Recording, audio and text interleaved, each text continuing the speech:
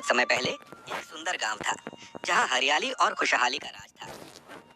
इस गांव में एक गरीब मछुआरा रहता था जिसका नाम अजय था। अजय का जीवन कठिनाइयों से भरा था क्योंकि उसके माता पिता की मृत्यु हो चुकी थी। अब वह अपनी छोटी बहन सिया का पालन पोषण करता था। सिया बहुत प्यारी और चंचल थी, लेकिन उसकी आंखों में हमेशा एक अदृश्य चिंता छिपी रहती थी। अजय हर दिन समुद्र में मछलियां पकड़ने जाता था ताकि वह अपनी बहन को खाना खिला सके। सर्दी का मौसम था और अजय को यह सोचकर दुख होता था कि उसकी बहन को ठंड में भूखा रहना पड़ सकता है। वह जानता था कि अगर उसने अच्छे मछलियां नहीं पकड़ी तो उन्हें खाने के लिए कुछ नहीं मिलेगा। एक दिन अजय ने सोचा कि वह समुद्र में मछलियां पकड़ने जाएगा। उसने अपनी जाल लेकर समुद्र के किनारे की ओर कदम बढ़ाए। समुद्र की लहरें धीरे धीरे किनारे पर आ रही थीं और सूरज की किरणें पानी में चमक रही थीं। जब अजय समुद्र के किनारे पहुंचा तो उसने देखा कि पानी में एक सुनहरी चमक है। वह ध्यान से देखने लगा और उसे एक अद्भुत मछली दिखाई दी। मछली की चमक इतनी तेज थी कि उसकी रोशनी ने समुद्र के पानी को सुनहरे रंग में रंग दिया।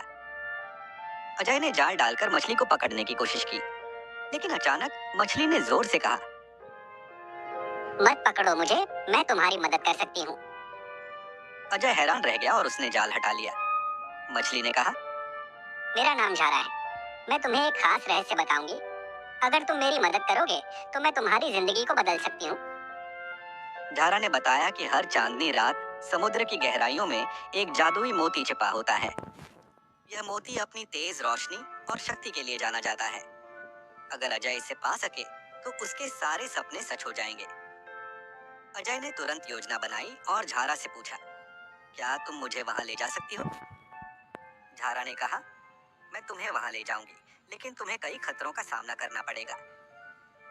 अजय ने हिम्मत दिखाई और कहा, मैं हर मुश्किल का सामना करूंगा क्योंकि मैं अपनी बहन के लिए एक बेहतर जीवन चाहता हूँ। झारा ने उसे अपनी बाहों में समेट लिया और उन्होंने गहरी समुद्री गुफाओं की ओर तैरना शुरू किया। समुद्र में कई अद्भुत जीव जंतु थे, चमकीली मछलियां, रंग बिरंगी समुद्री वनस्पतियां और गुफाओं की दीवारों पर अजब किस्म की आकृतियां। अजय ने अपने चारों ओर की सुंदरता को देखा और उसे लगा कि वह किसी जादुई दुनिया में आ गया है। लेकिन अचानक एक विशालकाय डॉल्फिन प्रकट हुई और उन्हें रोक लिया। कौन हो तुम जो मेरी सीमा में घुसने की कोशिश कर रहे हो? उसने गरज कर पूछा। अजय ने हिम्मत जुटाकर कहा, मैं एक गरीब मछुआरा हूँ। मैं मोती की तलाश में आया हूँ जो मेरी जिंदगी बदल देगा। डॉल्फिन ने कहा, अगर तुम चाहते हो कि मैं तुम्हें आगे जाने दूं, तो तुम्हें मेरी एक चुनौती स्वीकार करनी होगी। तुम्हें 3 पहेलियां हल करनी होंगी।